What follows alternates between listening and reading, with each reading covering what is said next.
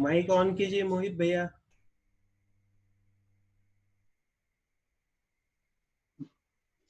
ज्ञान लक्ष्मी गणाश्लेष्य प्रभुआनन्दनन्दितं विशिष्टार्थे मयं नौमि परमात्मानमव्ययम्।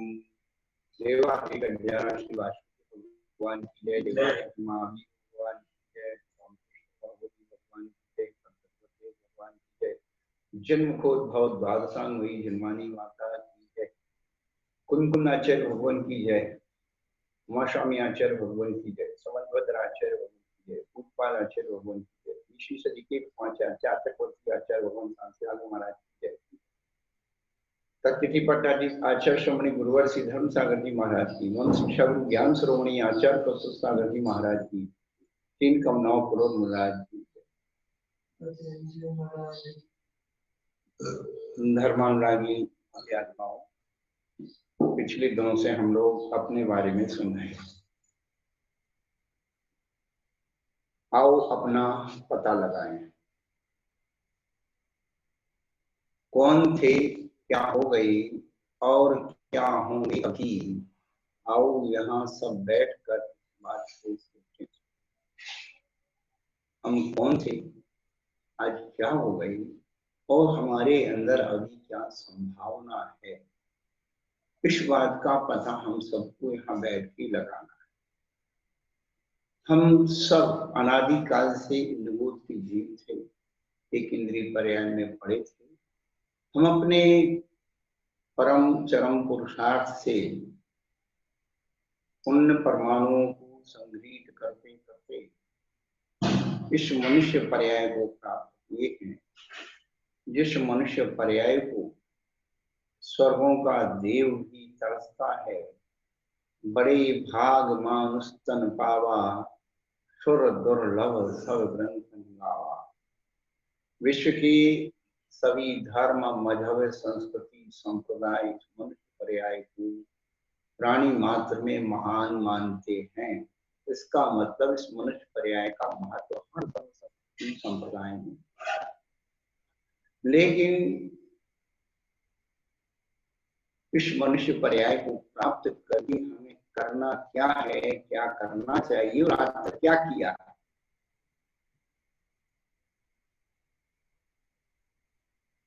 बचपन में संत श्रोमणी आचार्य विद्यासागर जी महाराज की पद्यानुवाद की पंक्तियां पढ़ी थी। तन मिला तुम तप करो, करो कर्म का नाश, रवि शशि से भी अधिक है तुम्हें। यह तन पाए महातप की या में सार यही है। मनुष्य जीवन का, मनुष्य पर्याय का सार क्या है, निष्कर्ष क्या है, इसको प्राप्त करने का लाभ क्या है, इतनी सी बात सोचना है। तत्वार सूत्र का 6वां अध्याय इसका पूरा रहस्य खोलता है। कर्म की आने का ही नो कर्म, सहायक कर्म, कर्म की अपने कोई हाथ पैर नहीं है, कर्म का अपना स्वयं कोई आकार प्रकार नहीं है, कर्म कहीं हमें आगे दिखता नहीं है, केवल अनुभव में आता है। जैसे लाल मिर्च पर हाथ फेरने के बाद पानी से हाथ धो, कहीं वो लाल मिर्च नहीं दिख रही है, लेकिन आप थोड़ी सी अंगुली को अपनी आपत्ति दो, वह थोड़ी सी अंगुली का स्थान 3.5 हाथ के शरीर को मछली की तरह, वो मिर्ची की वर्णाएं उस हाथ के उतने स्थान पर। ऐसे ही कर्म परमाणु इतने सूक्ष्म होते हैं जो आंखों से दिखाई नहीं देते हैं, लेकिन जब हृदय में आते हैं तो फीलिंग पैदा करते हैं, वेदना पैदा करते हैं, अनुभव पैदा करते हैं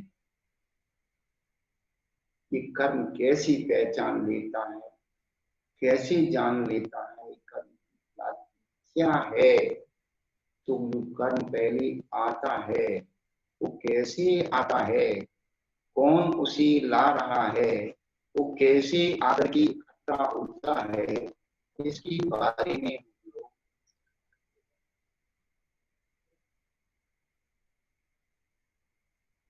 जिस तरह हजारों गायों में बछड़ा लेता माँ को पिछान, उस तरह कर्म यह करता को करता है वैसा फल प्रदान। हजारों गायों में भी एक बछड़ा अपनी माँ के पास पहुंच जाता है।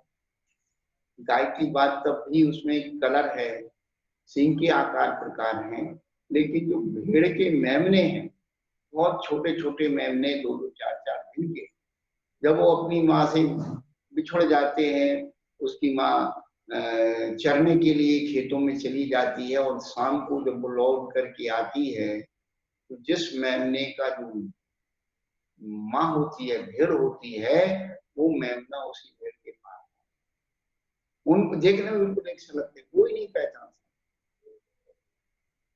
कहने का तात्पर्य है ये कर्म सिद्धांत परिणाम जो व्यक्ति जैसे उत्पन्न करता है, उस व्यक्ति को उसी प्रकार से वो फल देने के लिए तैयार है। ये कर्म कमाना अपने हाथ में, जैसे लोग कहते हैं ना पैसा कमाना बाएं हाथ का खेल है, ये करना बाएं हाथ का खेल है, भैया ये कर्म कमाना भी अपने हाथ का। तो जो 6वां अध्याय है बड़ा महत्वपूर्ण अध्याय है, इसको यदि हम लोग घर घर में ऐसे पढ़ें, हर व्यक्ति के लिए है, इसमें जाति वर्ण वर्ग पंथ संप्रदाय किसी की कोई रियायत नहीं है, हर प्राणी मात्र के लिए कर्म। कितना व्यापक इसे बनाया है, काय वांग मना कर्म योग, शरीर वचन और मन, ये 3 चीज हम लोग प्रश्न में देखते हैं, हर व्यक्ति के अंदर देखते हैं। एक इंद्री में काय योग है, 2 इंद्री से 4 असैनी पंचेंद्री तक काय योग और वचन योग है, और शैनी पंचेंद्री में मन योग। तो ये जो है इन तीनों के द्वारा जो कर्म यानी यहाँ क्रिया का जो योग यानी संबंध होता है, तो क्रिया के माध्यम से आत्मा में वाइब्रेशंस उत्पन्न होते हैं, सा आश्रव और उस आश्रव को आचरण को भावने वाले स्वभाव पुण्य से स्वभाव। पिछले दिनों से हम 2 ही बात पर आपको जिस मन वचन काय को हमने सुनने लगा और अच्छा और बुरा, ये धर्म के नाम पर ही संसार में अच्छे और बुरे की कल्पना। जो व्यक्ति धर्म को नहीं मानता उसे अच्छे बुरे का कोई भेद नहीं, लेकिन अच्छाई की चरम सीमा और बुराई की चरम सीमा ये सब अपनी अपनी जगह है। कुछ लोग बुराई को अच्छाई के रूप में मानकर कुछ लोग अच्छाई को बुराई मानकर कि उनकी भागी बात है, क्या करेंगे। लेकिन जो पुण्य की परिभाषा हमारे पूज्यपाद आचार्य भगवान ने सर्वार्थ में बताई, उस परिभाषा को सबसे पहले अपने मन और मस्तिष्क में रखना चाहिए। हम आपको एक बात विशिष्ट बता देना चाहते हैं, हमारे आचार्यों की प्रामाणिकता में प्रमाणे मकलंकस्य पूज्यपादस्य लक्षणम धनंजय कवि का 3 अपूर्व रत्न है प्रमाण में। हमारे अकल स्वामी जो न्याय के विशिष्ट आचार्य थे, सब जानते हैं कि उन्होंने बौद्धों के समय जो संघर्ष किया जैन संस्कृति को जिंदा रखने के लिए, हम ये मानते हैं। आपको बता दें कि अकलंक स्वामी जैसा धर्म योद्धा जिसको कहते हैं, इसने अपने भाई को खोकर के धर्म को सुरक्षित किया, उन विपरीत परिस्थितियों में धर्म को सुरक्षित किया, उस व्यक्ति का बलिदान लोग। अनुकूलताओं में रह करके धर्म का प्राप्त कर देना बहुत आसान है, और प्रतिकूलताओं में धर्म को जिंदा रखना और धर्म को हम कभी कभी चिंतन करते हैं, यदि हमारे अकलंक स्वामी भगवान नहीं होते तो आज जितने जैन हैं सब बौद्ध होते। इतना वातावरण उस समय था कि अकलंक स्वामी की बदौलत जिंदा रहा। हम हमेशा ये कहते हैं कि सच थोड़ा रहेगा, कम रहे लेकिन कमजोर नहीं होता है। सच थोड़ा रहेगा लेकिन कमजोर नहीं, मजबूत रहता है। बीज रहेंगे, थोड़े रहेंगे, लेकिन सच्चाई के भी थोड़े रहेंगे, लेकिन वो जिंदा रहेंगे। बीज सुरक्षित रहेंगे तो फिर भी आ जाएगी। कांग्रेस घाट तो खूब हो गई उसी का फर्क, लेकिन सच्चाई की जिंदा। अकलंक स्वामी अकेले धर्म को जिंदा रख सकते हैं। प्रमाणे अकलंकस्य पूज्यपादस्य लक्षण।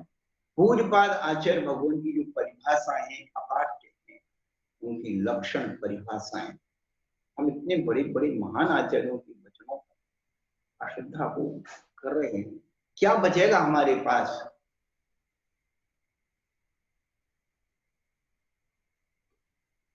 और धनंजय कवि का काव्य आप लोगों ने सुना ही नहीं होगा। धनंजय कवि की कहानी सुनी, लेकिन उन्होंने जो काव्य लिखा संधान महाकाव्य, एक ही श्लोक से रामायण का अर्थ निकलता है और उसी श्लोक से महाभारत का,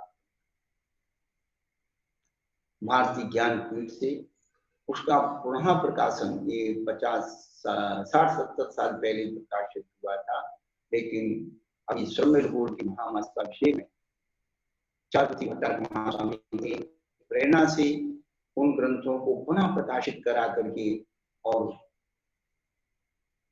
जनता के बीच में लोगों को स्वाध्याय करने के लिए, हम लोग पढ़ना नहीं जानते हैं, हम लोग तो लड़ना जानते हैं। कुछ भी नहीं जानते हैं, ये है नहीं वो नहीं, हाँ आपके पास क्या है, आगे चलते हैं। हमारा उससे किसी लेना देना नहीं, कौन क्या मानेगा, कौन मानता है वो उसके साथ है। हमारे पूज्यपाद आचार्य क्या मानते वो हमें बताने का हमारा अधिकार है, कर्तव्य है कि हम अपने महान महान आचार्यों की वाणी को आप तक, हमारी वाणी से कोई मतलब नहीं, हमारी वाणी पहुंचाना होती ना तो हम कभी भी आप तक छा करके आप तक, लेकिन हम आचार्यों की वाणी का अध्ययन करके वो आपको बताना चाहते हैं जिसको आपको पढ़ने और सुनने की फुर्सत नहीं है, एक ग्रंथ के जो प्रमाण है वो बताना चाहिए। तो पूज्यपाद आचार्य ने पुण्य की परिभाषा जो बताई है, पुनाति आत्मानं पूर्ति है, जो आत्मा को पवित्र करता है, जिससे आत्मा पवित्र होती उसका नाम, और पाति रक्षति आत्मानं शुभात की पाति, जो हमारी आत्मा की शुभ से रक्षा करता है, शुभ में नहीं जाने देता उसका नाम पाप। धन्य उस पूज्यपाद आचार्य भगवान को जिन्होंने पाप को भी गलत ढंग से नहीं कहा। लोग तो पुण्य को गाली देते, लेकिन हमारे पूज्यपाद आचार्य भगवान की भाषा समिति देखिए, उन्होंने पाप को भी कितने अच्छे ढंग से कहा, पाति रक्षति आत्मानं शुभात, जो हमारी आत्मा की शुभ से रक्षा करता है, हमारी आत्मा को शुभ में नहीं जाने दे उसका नाम पाप। ये है समिति, ये है व्याकरण, ये है सिद्धांत, ये है आगम, ये है लोग पुण्य के पीछे पड़े। उस पुण्य कर्म को कमाने के लिए कहाँ जाना पड़ेगा? सोचिए, आपके बच्चे को डॉक्टर बनाना है तो क्या करना पड़ेगा भाई? मेडिकल कॉलेज में पढ़ोगे, खुद कॉलेज में पढ़ने से बन गया क्या? ये ध्यान रखना, जब तक वह किसी डॉक्टर के नीचे रहकर प्रैक्टिस नहीं करेगा तब तक वो डॉक्टर नहीं। आपके बच्चे को सीए कराना है, आप उसे कॉलेज में पढ़ा देंगे, लेकिन जब तक वो सीए के नीचे रह के प्रैक्टिस नहीं करेगा, वकील बनाना है तो आप लॉ कॉलेज में पढ़ा देंगे, लेकिन जब तक वो वकील के नीचे रह के प्रैक्टिस नहीं करेगा, सीधी सी गणित है, बिल्कुल सीधी सी। जौहरी बनाना है तो भैया जहां रत्नों का परीक्षण होता है उस कॉलेज में सीखना पड़ेगा। तो भैया सीधा सा गणित है। पुण्य कमाना है तो ये परमेष्ठी है ना, ये चैतन्य परमाणु की पुण्य परमाणु, अपनी चेतना को अपने मन वचन काया उनकी सेवा में समर्पित कर दो, उनकी बरगाहें अपने आप ऑटोमेटिक आपको कुछ नहीं करना, कुछ नहीं करना, बिल्कुल कुछ नहीं करना। इतनी सी हिम्मत करना है कि आपको धूप लग रही है, खूब धूप लग रही है, करना क्या है, करना क्या है, बस हिम्मत करके पेड़ के नीचे पहुंचना। फिर क्या पेड़ से छाया मांगी जाती है क्या? ऑटोमेटिक छाया।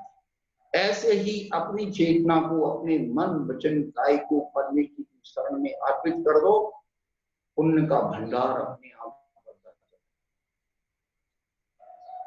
सोचिए कितना सरल तरीका है, लेकिन हम लोग संसार के उसमें तो तन मन धन विषय कसायों में खूब लगाते हैं, और परमेश्वर की आराधना में वो सोचते हमारा सब फ्री में काम हो जाए। हम बार बार कहते डॉक्टर को दिखाओ, पहले तो फीस लेगा आपकी एंट्रेंस की, उसके बाद पर्चे की, दवाई की, उसकी जांच की, फलाने की, दुनिया भर का बना के आपको वो सब मंजूर है, लेकिन आप अपने आप से परमेष्ठी की आराधना के लिए कुछ नहीं करना चाहते। ज्यादा से ज्यादा 100 ग्राम चावल चढ़ा दिए, हो गई पूजा है। बच्चों की फीस आप अलग अलग बच्चों की फीस देते हैं, डॉक्टर की फीस देते हैं, सब अलग अलग काम होता है। लेकिन यहाँ परमेष्ठी की आराधना में कहते भैया एक जने पूजा कर लो, 2 जने हाथ लगा देंगे, पूजा। ये पुण्य कमाने का तो साधन है अपने हाथ से। खेती पाती बिनती घोड़े का टंग, अपने हाथ समाजी लाख लोग। ये दान और पूजा स्विच बैंक है आपके, ये जीवन बीमा पॉलिसी है, जीवन के साथ और जीवन के बाद। आप जिस जीवन बीमा पॉलिसी में जो फिक्स डिपॉजिट करेंगे, मान लो किसी घटना दुर्घटना में आप चले भी गए तो वो सारा पैसा किसको मिलेगा? ठलुओं को मिलेगा, जिनने आपको एक क्या दवाई की गोली भी लाके नहीं, वो सब खा जाएंगे। लेकिन आपने अपने हाथ से दान और पूजा में द्रव्य लगा दिया है, ये स्विच बैंक का खाता है, आपको अगले जन्म में आपके नंबर से आपको तो तैयार मिलेगा। आप देखिए आचार्य के चित्तगत मृवट बीजम पात्र कतम दान मल्पमपिकाली फल छाया बहुफल। ये हम थोड़ी बोल रहे हैं, हमारे समझ वजन आचार्य बोल रहे हैं।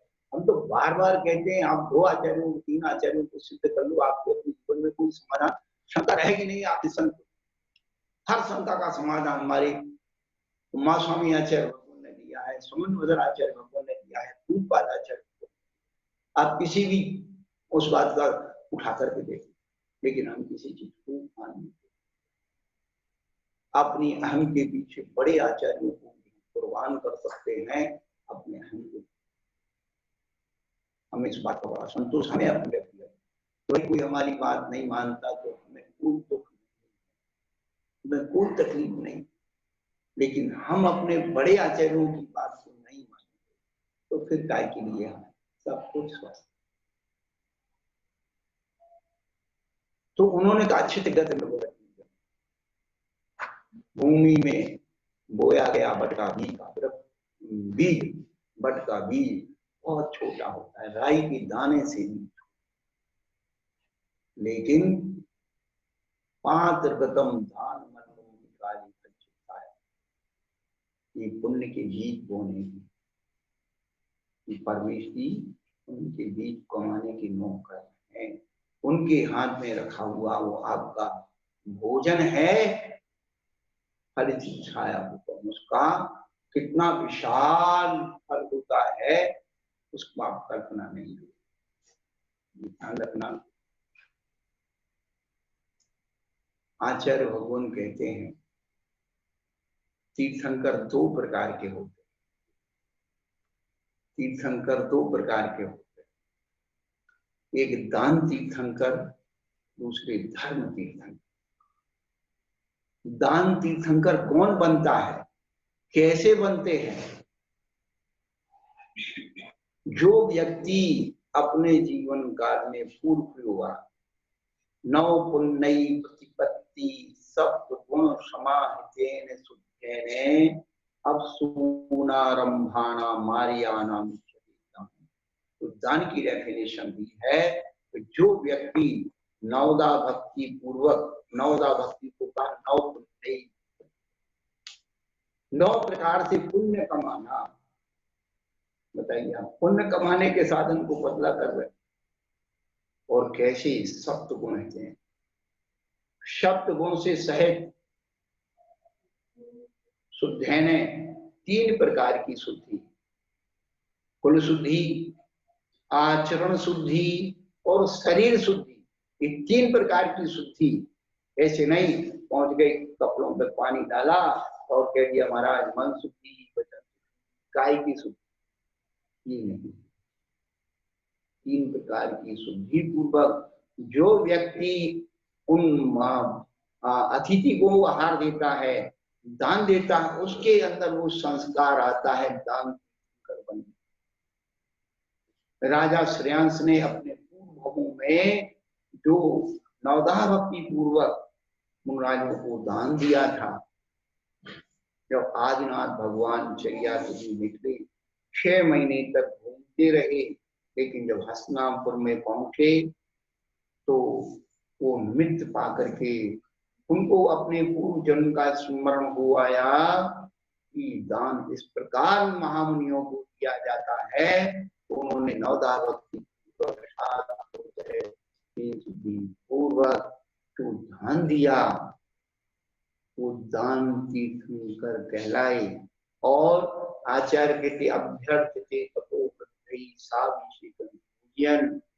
जब वो महामुनि तीर्थंकर आहार करके चले गए, इंद्रों ने आकर के और उस दान तीर्थंकर की अभिषेक पूर्वक पूजा। सोचिए। और आचार्य कहते हैं तो प्रथम बार जो भी पात्र उसको महामुनि को आहार देता है वो नियम से उसको मुक्त। सोचिए आप, फ्री में हमें धर्म मिल रहा है, भगवान बनने की विधि। हम हमेशा एक बात कहते हैं भगवान बनने की कुछ मत करो, कोई तपस्या मत करो, अपने घर में भोजन करो। आप शुद्ध भोजन करोगे महाराज को बढ़ जाओगे। भगवान बनने की शुरुआत भोजन शुद्धि से होती है। आज नहीं तो कल करना, कल नहीं तो परसों करना नहीं पड़ेगा। तो कहने का अभिप्राय कि पुण्य कमाने का साधन हमारे पास दो ही है, एक दान, इसके माध्यम से हम जो कुछ कमा सकते हैं। शुभा पुण्य से शुभा पापस्य शाकसाया सांप्रदायिक, सांप्रदायिक साकसाया कसाय, ये दोहरा रहे हैं लेकिन इसमें कुछ न कुछ शाकसाय आकसाय सांप्रदायिक कि उस कर्म की जो स्थिति है और मीडिएटर हैं जो हमारे मन वचन काय में प्रस्पंदन होता है, कौन करता है? वो कषाय का माध्यम। तो सांप्रदायिक आश्रम को फिर उन्होंने आगे बोला इंद्री कषाया पंचविंशति संख्या पूर्वश भेदा, पूर्वश यानी सांप्रदायिक। हमारी पांचों इंद्रिय और 25 जब इन सब चीजों को हम सुख के रूप में ले जाते हैं, पिछले दिनों से बता दिया कि 5 इंद्रियों को हम परमेश्वर की आराधना में करते हैं और 5 इंद्रियों के विषयों में कर रहे हैं।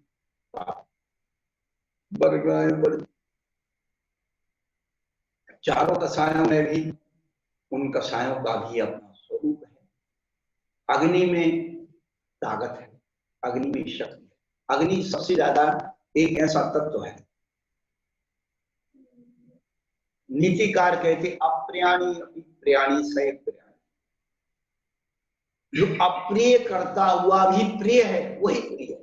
प्रिय शब्द की उन्होंने कि जो अप्रिय करता हुआ भी प्रिय है वही प्रिय है। क्या कहा, दग्ध मंदिर सारूपी कष्ट बनी। अग्नि ऐसा तत्व है जो हमारी कीमती वस्तुओं को, कीमती व्यक्तियों को जला देता है। फिर भी ऐसा संसार में कौन बुद्धिमान व्यक्ति है जो अग्नि का अनादर करता हो, कहता है अग्नि अब तेरी जरूरत नहीं, घर से बाहर निकल, घर से बाहर निकाल। तो अग्नि जो है जब शुभत्व रूप में काम करती है, हमने बताया था कि वो रसोई घर की अग्नि जब रसोई बनती है उससे, तो व्यक्ति का और स्वयं परिवार होता है और अतिथि का भी उससे सत्कार होता है। और शाहरुख की कथाएं जो है चलती हुई दीपक के समान है, वो स्वयं प्रकाश में रखता है और उनके अपने लोगों को भी वो प्रकाश बताता है कि भाई वस्तु स्वरूप है। लेकिन हर सहारा बेअमल के वास्ते बेकार है, हर सहारा बेअमल के वास्ते बेकार है। आँखी खोले न जब, आँखी खोले न जब, कोई उजाला क्या, उजाले का क्या होगा। आंखें तो होनी चाहिए। हम लोग सोचते कि नहीं जब उजाला दिख जाएगा तो आँख खोलो, भैया आँख खोलो, उजाला आज नहीं तो कर दे, आंखें हमें खोलो। कहने कहा अभी कसाय सिक्के से हम बताते हैं कि जो तीर्थंकर नाम करते उसको आचरण का सुख संकलेश परिणाम से वो तीर्थंकर। आज जिन ग्रंथों को हम पढ़ रहे हैं, कुन आचार्य से लेकर के जिन आचार्यों ने वो घर्षणाचार्य भगवान को देखिए चिंता होगी हमारा भविष्य क्या होगा, वो है संजलन का साहित्य कि हमारी आगामी पीढ़ी इसका विच्छेद हो जाएगा, भगवान की वाणी विच्छेद हो जाएगी। और अपने महान आचार्य की वाणी को प्रदूषित करके अपने केवल अहंकार अधिकार की पुष्टि के लिए महान आचार्यों की वाणी का बलिदान करते भैया, अपने अहंकार का बलिदान करो, करना ही कुछ नहीं। भगवान पिछले दिनों से यही सबको बात बता, कोई चीज की शुद्धि करो, भाषा की और भोजन की। भाषा की शुद्धि कब होगी, हमारी भाषा भोजन की शुद्धि कब होगी, तो चीजें शुद्ध हो गई, भगवान बन गए, तीसरी की बात ही नहीं, वो सब ऑटोमेटिक शुद्ध हो। और इन दो को छोड़ करके बाकी तुम कितनी शुद्धि करते रहना, होना जाना कुछ नहीं है। आप हाँ, इन दो को छोड़ करके आप दुनिया की शुद्धि कर लो, आप कभी परमात्मा नहीं बन सकते, लिख करके रख जाए। और दुनिया को कुछ मत करो, भाषा की शुद्धि पहले अपने हाथ में, अच्छा बोलो, अच्छा सोचो, अच्छा करो, और हो जाना अपने हाथ का भी अशुद्ध। अभी कोरोना आ गया, अशुद्ध खा रहे, ये खा रहे, वो खा रहे, कितना अशुद्धि चीजें आप खा रहे हैं। आप लोगों को कहना पड़ता है हमारी परंपरागत जो है पूर्वजों की स्थापित धरोहर जनक जो है उसको हमने नष्ट, शाकाहार अभियान चलाना पड़ेगा। जन्मजात संस्कार में था शाकाहार, लेकिन ये आचार्य ने जो कहा ना कि संगति का असर, जो स्कूल कॉलेज हम बड़े विचित्र है और बात सोचते हैं, समझ रहे हैं कि पहले हमारे जैन घरों के बच्चे सारे धन्य है वो समन्वय महाराज, वो समन्वय नहीं, ये समन्वय जो आचार्य शांत सागर महाराज के शिष्य थे, उन्होंने गुरुकुल प्रणाली को जन्म दिया। और सबसे पहले उन्होंने कारंजा लाट में गुरुकुल खोला, उसके बाद कुंभोज में खोला, और वहां पर खुरई MP मध्य प्रदेश में गुरुकुल आदि प्रणालियां बहुत, उसके बाद थोड़े थोड़े और भी खोले, लेकिन आप जानते हैं सामाजिक व्यवस्था, अहंकार अधिकार की प्रणाली, लेकिन आज भी 4-6 गुरुकुल उनके द्वारा प्रस्थापित हैं, वहाँ धार्मिक संस्कार दिए जाते हैं, जैनत्व सिखाया जाता है, कम से कम वहाँ रहने वाले लोग भगवान का नाम तो।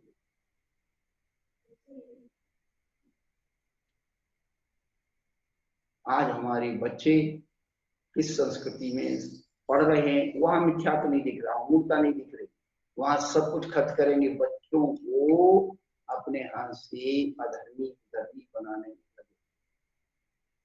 क्यों इंटरेस्ट नहीं है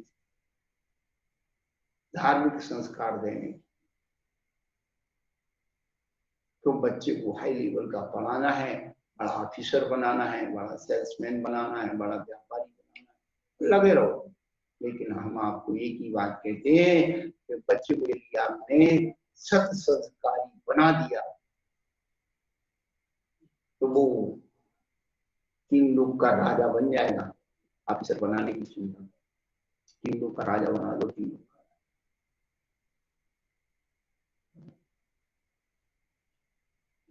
तो ये कथाएं जो है किस प्रकार से सुभत्व के रूप में भी काम करती है, पुण्य की भावनाओं को लाती है।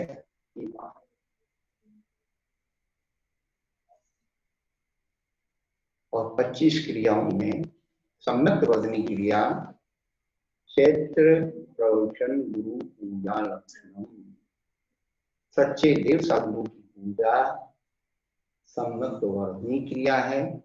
जितने अच्छे बहुभाव से, अच्छे अच्छे द्रव्यों से, द्रव्यों से, निर्दोष द्रव्यों से आप पूजन करेंगे, उतना ही आपको पुण्य की अधिकरण है।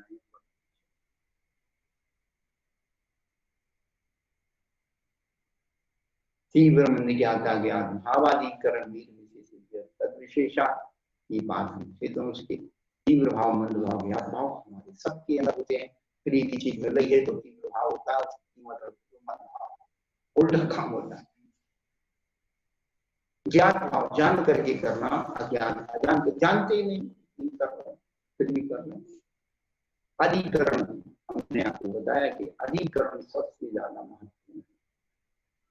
जीवाधिकरण, जीव अधिकरण, जीव जो स्वयं है हम, उनमें जो संकल्प प्रणाली है, संब्रह्म समारंभ आरंभ योग कषाय विशेष त्रिश त्रिश त्रिश चतुष्ट 108 प्रकार से जीव अधिकरण होता है।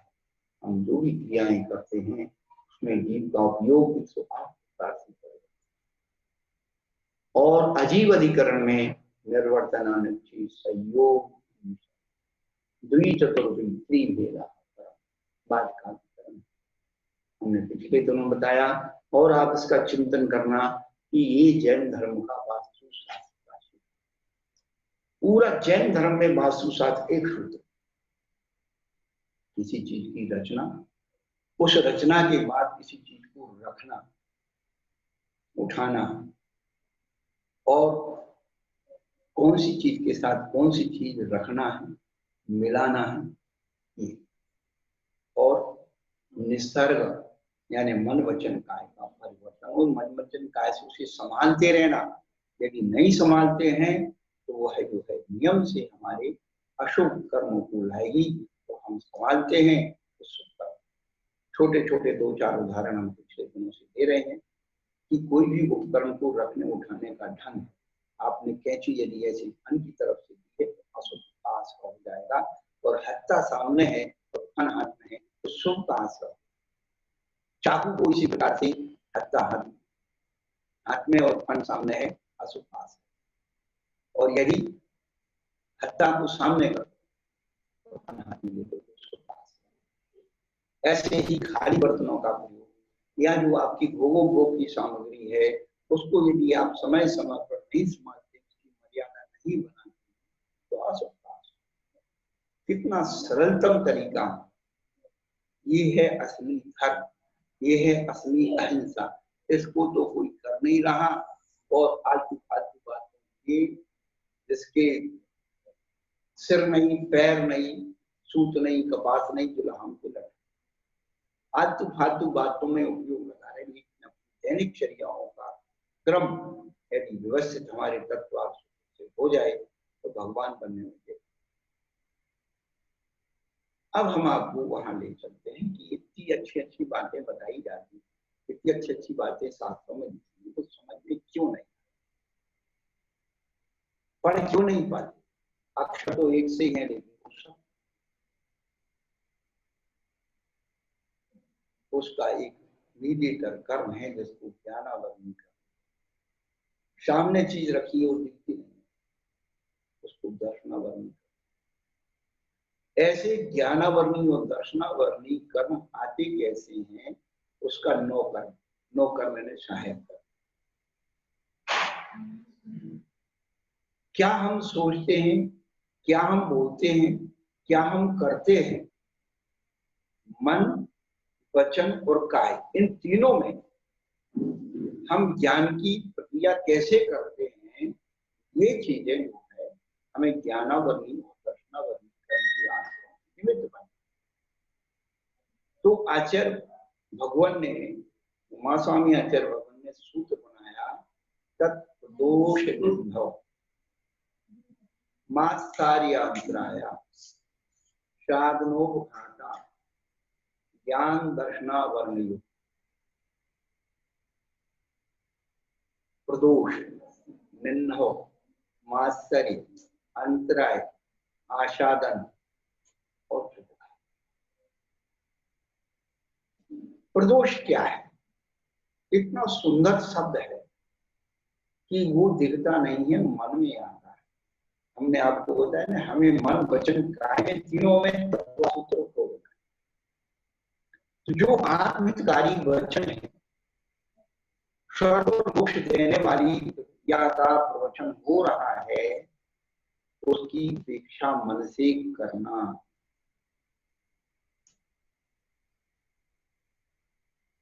ये है प्रदोष। यानी अरे हमारा समय देखा जा रहा है, क्या भक्ति चले जा रहे हैं, हमें इनका नहीं सुनना है, मरी मत सुन, ये सब प्रदोष। मन से अच्छे ज्ञान की अपेक्षा करना प्रदोष है, अपनी भाषा में। अब पहली बात, दूसरी बात है कि वास्तव में कभी कभी ये होता है, कुछ बात समझ में नहीं आती, अच्छी बात समझ में नहीं आती, तो अब मन क्या प्रतिक्रिया करे? तो अपने मन को कूटे, अपने मन को लौटाएं कि भाई बात तो बहुत अच्छी बताई जा रही है, लेकिन मेरा सब दुर्भाग्य है, तो मेरी समझ में नहीं। तो हम उस ज्ञानावरणी कर्म को क्षय करें, और यदि हम उसकी उपेक्षा करेंगे मन से, तो ज्ञानावरणी कर्म बढ़ना पड़े। तो क्षय करने का भी निमित्त आपको इसलिए बता रहे कि मन हमारी प्रतिक्रिया कैसी। तो मन से यह ज्ञान को कुछ ज्ञान के, सम्यक ज्ञान के प्रति, सम्यक ज्ञानियों के प्रति हम बहुमान करेंगे, तो सम्यक ज्ञान की सामग्री जो भी है उसका बहुमान करेंगे, तो हमारा ज्ञान बढ़ेगा। तो निर्णव, प्रदोष और निर्णव, निर्णव में हमारे वचनों से परिवर्तन हो जाता है। क्या जानते भी नहीं और मानते भी, ऐसा नहीं है, और हम नहीं जानते। आज के समय में निर्णव बहुत, अच्छी बात को स्वयं जानते नहीं है और दूसरों की मानते। इसीलिए निर्णव के इसी जो भी देखो आगम ज्ञाता, ये आगम में नहीं है, ये आगम में नहीं, ये आगम में नहीं, उससे पूछो तेरा आगम कौन सा है बता दो, तो उसको आगम की परिभाषा भी मालूम है, आगम मालूम चाहिए। उसके बाद मात्सर्य, मात्सर्य ज्ञान देने योग्य भी है, अच्छी बात बताने योग्य है, फिर भी नहीं बता रहे। दो कारण, एक कारण है यदि हमने बता दिया वो हमसे ज्यादा जानकार है। दूसरा कारण है कि यदि आपको हमने सच्चाई बता दी, जो आप मान रहे हो उसको हम छुपा दें, सही बात जानते हुए आपको नहीं बताएं। क्यों हम सही बताएंगे तो ये मानना छोड़ देगा, हमारा भक्त कम हो जाएगा। अरे भाई भक्त बनाने के लिए हम नहीं क्या सही बताने की तो आचार्यों ने कहा हम तो आभार मानते थे, हमारी बात कोई नहीं है, एक शब्द को रख लो नहीं है। तो हम दूसरे कारण से भी कि हम दूसरे को सही नहीं बता सकते क्योंकि ये वो नाराज हो जाएगा, सही बताएंगे तो छोड़ के चला जाएगा, इसलिए जो चल रहा तो अपन को क्या करना। ये भी दोष, ये भी मात्सर्य। यदि सही जानते हुए भी हम सही नहीं बताते हैं तो मात्सर्य। और अंतराय, अब कोई व्यक्ति अपने प्रयास से स्वयं अध्ययन कर रहा है तो उसके लिए उसकी व्यवस्था को भंग करना, शास्त्र को छुपा देना, लाइट बुझा देना, वहां हल्ला मचाना, उसकी अंतराय की। और आसाधन, मान लो वो अध्ययन नहीं कर रहा है और समझ में नहीं आया, हमसे तो पूछा नहीं, लेकिन वो थर्ड पर्सन से पूछ रहा है, हमें मालूम पड़ गई कि भाई मुझसे वो पूछ रहा है, तो उसको बताने से भी मना कर देना कि उसे नहीं बताना, इस बात को उसे नहीं बताना, उसको नहीं पढ़ाना। तो ये हो गई आशा। और उसने किसी तरह से ज्ञान को उपार्जन कर लिया है, उसके पीछे पड़ जाना, इसका ज्ञान नष्ट कैसे हो जाए, ये है उपहार। अब ये फीलिंग हम सबके जीवन में कैसे आए कि ज्ञानावरण दर्शनावरण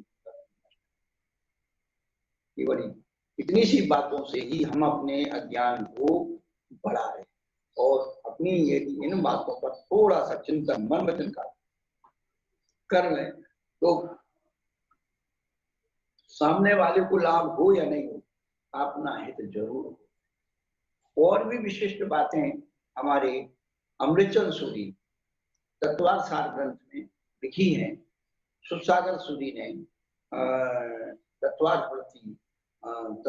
की टीका में लिखी है। बहुत सारी बातें हैं जो ज्ञानावर्धन और दर्शनावर्धन की आश्रय को लाती हैं।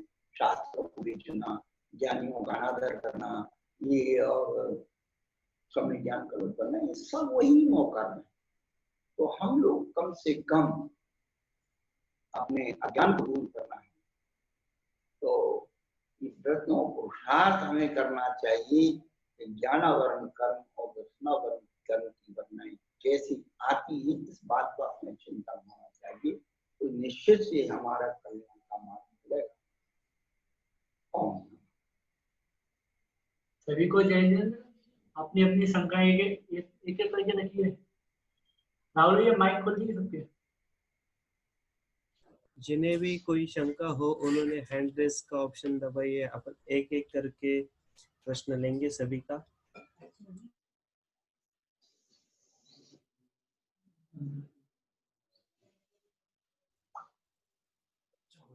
वैशाली जी बोलिए। नमोस्तु गुरुदेव। नमोस्तु गुरुदेव। हाँ, तीव्र कषाई के सामने मंद कषाई की हार क्यों होती है? हाँ, बहुत अच्छा प्रश्न किया।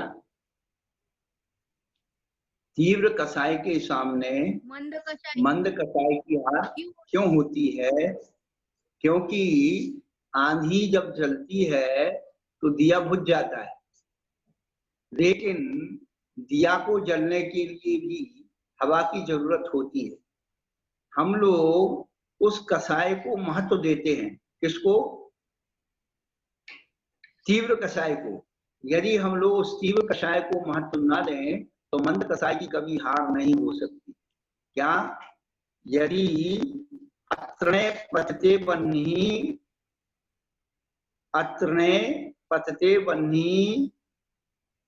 जहां पर घास नहीं है वहां पर यदि आग गिर जाए तो स्वयं ही उपशांत हो जाती है।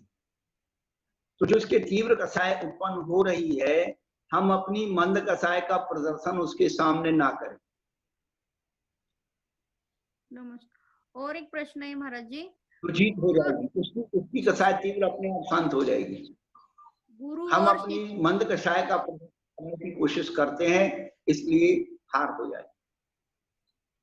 नमस्ते महाराज। गुरु और शिष्य का नाता कैसा होना चाहिए? गुरु और शिष्य का नाता, सबसे पहले तो ये बात है कि गुरु कौन है, शिष्य कौन है। तो गुरु और शिष्य किसी व्यक्ति का नाम नहीं है। गुरु और शिष्य एक अनुभूति का नाम है।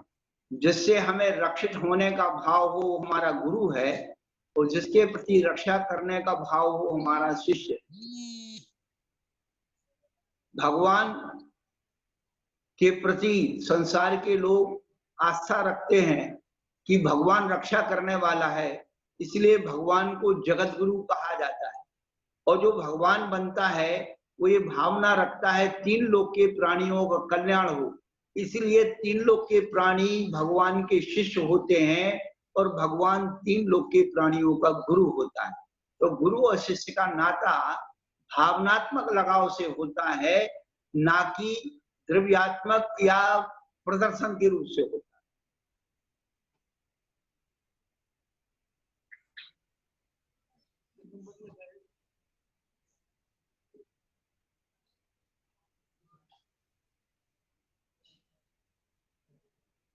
प्रशांत भैया बोलिए। नमो महाराज जी। महाराज जी, गुणस्थान में छठा और सातवां गुणस्थान का थोड़ा सा एक्सप्लेन करेंगे? छठा और सातवां गुणस्थान थोड़ा सा एक्सप्लेन करेंगे? नमोस्तु महाराज जी। हाँ, छठवां गुणस्थान प्रमत्त कहा, उसका जो नाम है, और सातवें गुणस्थान को अप्रमत्त कहा। तो जो प्रमाद की दशा 15 प्रकार का प्रमाद है, तो ज्ञान जो है थोड़ा सा संक्लेश परिणाम के कारण वो नीचे की तरफ आ जाता है, तो छठवां गुणस्थान हो जाता है। और जब वो निवृत्ति पर लग जाता है तो सातवां गुणस्थान हो जाता है। हमारे बचपन में ये पूज्य आचार्य संत शिरोमणि विद्यासागर जी महाराज ने कभी बताया था कि जब साधु आहार करता है तो उसमें छठवां सातवां गुणस्थान कैसे होता है। तो जब वो अंजलि आगे करता है, ये प्रवृत्ति है, ये छठवां गुणस्थान है। और जब अंजलि में उस भोजन को संशोधन करता है, कृष्णा समिति का पालन करता है, वहां पर भोजन की आसक्ति कम होती है, कसाई की मंदता होती है, तो वह सातवां गुणस्थान। फिर भोजन को वह मुंह तक लाता है, ये प्रवृत्ति है, ये छठवां गुणस्थान। और जब वह मुंह में लेकर के उसके स्वाद के प्रति कोई आसक्ति नहीं दिखाता है, वो सातवां गुणस्थान है। ये जीवंत फीलिंग है गुणस्थान। बट समझो कभी क्रोध कसाई की वजह से किसी श्रावक के ऊपर, या कभी एक मुनि दूसरे मुनि के ऊपर क्रोध कसाई करे, तो उसमें उनका गुणस्थान कम ऊपर नीचे होता है? हाँ, नहीं, देखो ऐसा है कि संजलन कसाई की तीव्रता का माप क्या है। हाँ। हम लोग क्या है कि ये सब चीजें अच्छा है, ऑनलाइन कुछ है, अच्छी बात है, लेकिन भगवती आराधना कार कहते हैं कि संजलन कसाई की तीव्रता कितनी हो सकती है। तो जो दीपायन मुनि थे, वो संजलन कसाई की तीव्रता में वह असुर तेजस पुत्र निकला था। वो भावलिंगी थे, भावलिंगी मुनि थे, और उस संजलन कसाई की तीव्रता में वह असुर तेजस निकला, और इतनी बड़ी 9 और 12 योजन वाली द्वारिका को जला करके, और उसके शरीर में जब आके तब तक वो शरीर में लौट के नहीं आता है, तब तक उनके साथ छठवां गुणस्थान होता है। और शरीर में आके जैसे ही वो समाता है, वो उसी के साथ भस्म करके उनका गुणस्थान गिर जाता है। तो संजलन कसाई की तीव्रता अपना क्या काम कर सकती है, जैसे एक चिंगारी बड़ी बड़ी रुई के ढेर को भी जला देती है, और एक चिंगारी को यदि कोई आसरा ना मिले तो अपने आप शांत हो जाए। नमोस्तु नमोस्तु नमोस्तु महाराज जी, नमोस्तु। हेलो। कषाय भाव का भी अपना माप है। यदि गुरु लोग आगम के लिए धन की रक्षा के लिए कुछ आक्रोशित होकर के बोलते हुए कसाय वो नहीं है। और लेकिन पंचेंद्रियों के विषयों के प्रति, अपने शरीर की सुविधा के प्रति, ये सब स्वार्थ के प्रति यदि आक्रोशित करते हैं तो वो वास्तव कसाय। ठीक है महाराज। नमोस्तु महाराज। नमोस्तु। नमोस्तु त्रिकाल नमस्ते। नमोस्तु महाराज श्री, नमोस्तु महाराज श्री। कल आपने बताया था कि भाव पूजा मुनियों के लिए है, गृहस्थ और श्रावक के लिए नहीं है। लेकिन अगर ग्रह चेतालय नहीं हो तो भाव पूजा और द्रव्य पूजा दोनों करने से फायदा मिलता है गृहस्थ को, अगर ग्रह चेतालय नहीं हो तो घर में? पूजा एक भक्ति मार्ग है। पूजा एक भक्ति मार्ग है, पहली बात। और जब आप साधन संपन्न हैं तो आपको द्रव्य पूजा ही करना चाहिए। बाकी आप स्तुति है, स्तोत्र है और अन्य प्रकार की जो है सहस्रनाम के पाठ हैं और बहुत सारी चीजें। पर ग्रह चेतालय नहीं हो तो हमारे शरीर फिर कैसे घर में? अगर ग्रह चेतालय नहीं तो अब आप नहीं बनाओ तो हम उसके लिए क्या करेंगे? अच्छा, गृह चेतालय जरूरी होना चाहिए, उसके जीवन प्रमाण भी हैं। फिर भी हम लोग अपने परमात्मा से, अपने विषय कथाओं के लिए तो टीवी के लिए तो जगह बना ली, और कामों के लिए शाम का रात तक दे दी है। हमारे पास जगह नहीं है, एक ही बात कहते हमारे जगह नहीं है, ये 2-3 बातें खोल करके छोड़ देते। ठीक है, नमस्कार। अब रीमा भी तो 5-7 तो ये तो फर्नीचर का लागी में तो कोई फर्नीचर का ही कोनी बिल्कुल ही नाम कोई। विपिन जी बीमा तो एक बार को जा दे सका, रसोई को फर्नीचर है।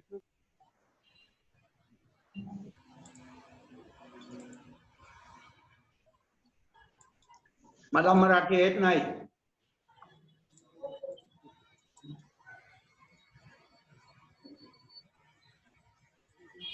बोले। नमस्ते महाराज जी। बोले, प्रश्न पूछिए।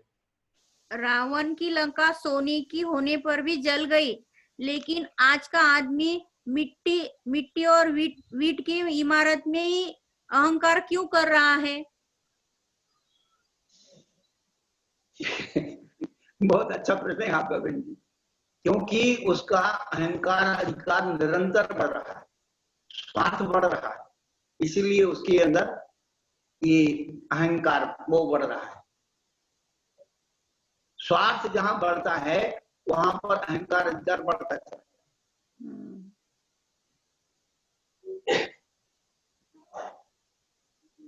नमस्ते महाराज जी। संसार की जिम्मेदारी पूरी होने के बाद बेटे बहू के राज में हम कैसे जिए, कृपया मार्गदर्शन करें। तो अच्छा बहन जी, अभी जो हम संसार में रहने के लिए हम थोड़ी बोलेंगे। आचार्य कहते हैं जिनसे आचार्य कि बेटे बहू की माने बेटे की शादी करने के बाद सदग्रस्त को चाहिए कि उनका हिस्सा दे करके उनको अपने घर से अलग कर दें, ये घर उनका अलग बसा दें। उनकी गृहस्थी में आपको इंटरफेयर करने की जरूरत नहीं है। उनसे कहो कि जिस प्रकार हमने दान पूजा के द्वारा अपने इस गृहस्थ धर्म को निभाया, उसी प्रकार से अब आपकी जिम्मेदारी है अलग रह करके दान पूजा के द्वारा और अपनी जिम्मेदारी को निभाइए। ये हम नहीं बोल रहे, हमारे जिनसेन आचार्य भगवान ने आदि पुराण ग्रंथ में लिखा। तो जिम्मेदारी आप उनके ऊपर छोड़ दीजिए, क्योंकि वो बैचलर हो गए हैं और अपनी जिम्मेदारी स्वयं, उनकी आश्रित आप क्यों रहना चाहते? आप तो वानप्रस्थ आश्रम लीजिए, कोई साधु संघ संन्यास में जाकर के वहां आराधना कीजिए, हो सके। नमस्ते महाराज जी। नमस्ते महाराज जी। महाराज जी, भगवान नेमिनाथ के समय में जब पशुओं के लिए उनको बलि की बात आती है तो क्या उसमें तीर्थंकर के ससुराल वाले इस तरह से पशु बलि करते होंगे, ऐसा उल्लेख है क्या? नहीं नहीं नहीं, मैं आपको दूसरी बात बता रहा हूँ। पहले हरिवंश पुराण में हमने आपका प्रसंग देखा था, तो उसमें ऐसा कोई वर्णन नहीं है, क्योंकि संसार में व्यसन अनादिकाल से अनेक प्रकार के प्राणी हमेशा पाए जाते थे, परंतु कृष्ण जी ने ऐसा आदेश दिया ऐसा नहीं है। आदिवंश पुराण में ऐसा नहीं लिखा। लेकिन जो संसार की नीतियां हैं कि आदिनाथ भगवान का पोता ही मारीची 363 मत चला गया, उनके सामने उनके रहते हुए साधु बन करके लोग गलत आचरण करते रहे, तो उसमें भगवान का दोष था। तो ये चीजें, कुछ चीजें युक्ति से उनके समाधान निकाले जाते कि उसमें ना कृष्ण जी की अनुमोदना थी और ना जो है कोई वहां पर वैसा था। लेकिन ऐसी प्रवृत्ति करने वाले जब मदरा पीने वाले द्वारिका में लोग थे, तभी तो मदरा को हटाया गया। तो मांस खाने वाले लोग हों तो कौन सा ऐसे? महाराज जी उसमें मांस और मदिरा वाले होंगे, इसका मतलब क्योंकि बताया गया था कि दीपायन मुनि ने जो बोला कि सभी जगह वो बोला शराब उस समय तक फेंकवा दी गई थी क्योंकि दीपायन मुनि के कोप से ऐसी द्वारिका जल जाएगी, तो उसका मतलब इसमें शराब का उसमें सेवन होता था। अरे वही तो चीज बता रहे हैं कि भाई शाक व्यसन तो अनादिकाल से।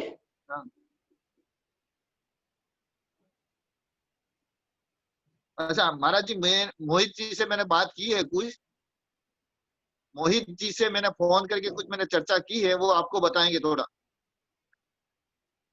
हाँ देख लेंगे क्या बात। नमस्ते महाराज।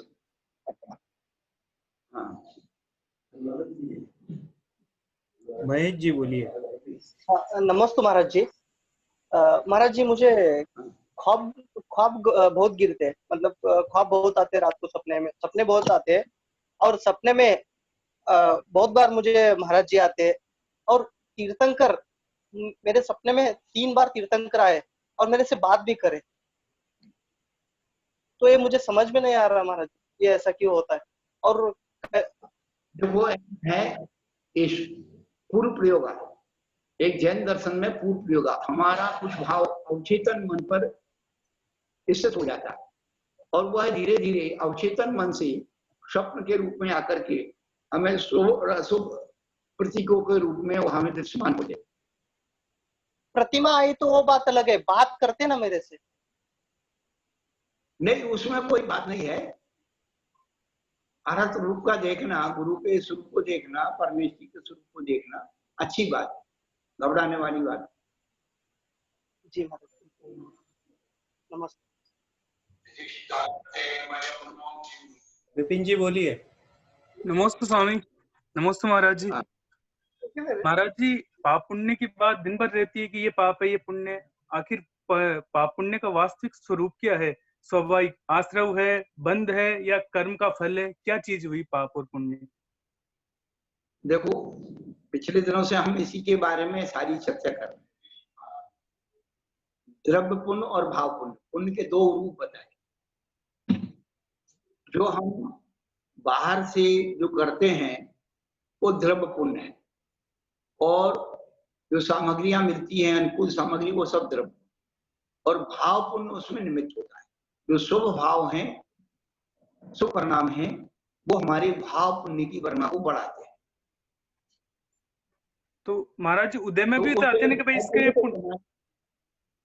भाव पुण्य को कमाने के लिए जो पुण्यवान आत्माएं हैं, जिन पुण्य आत्माओं के प्रतीक हैं जैसे पंच परमेष्ठी, उनकी आराधना से भाव पुण्य की अभिवृद्धि होती है। यदि भाव पुण्य नहीं भी हुआ तो द्रव्य पुण्य तो अभिवृद्ध होता ही है। जैसे क्या बोलते भीम और क्या बोलते हनुमान, इन्होंने पूर्व जन्मों में दिगंबर मुनियों की खूब सेवा की, इसलिए उनको वज्र ऋषभ नाराज सहनन के अलावा भी ऐसी विशिष्ट शक्ति का वीर्य जिसको कहते हैं, तो वो जो है जैसे कोटि भट्ट श्रीपाल, तो इनमें एक विशिष्ट सहनन के अलावा विशिष्ट शक्ति का आविर्भाव होता है, तो वो पुण्य की प्रकृति को विशिष्ट बनाता है। जैसे सभी पुण्य प्रकृतियों में तीर्थंकर नामकरण की प्रकृति विशिष्ट पुण्य, तो उन विशिष्ट पुण्यों को प्राप्त करने के लिए विशिष्ट 9 कर्म चाहिए। तो जैसे सम्यक तो तीर्थंकर प्रकृति, पर्याप्त संयम, ये मंदिर में बैठ करके नहीं मिले, एक केवली सत्केवली के पाद में ही अर्जित होता उसका।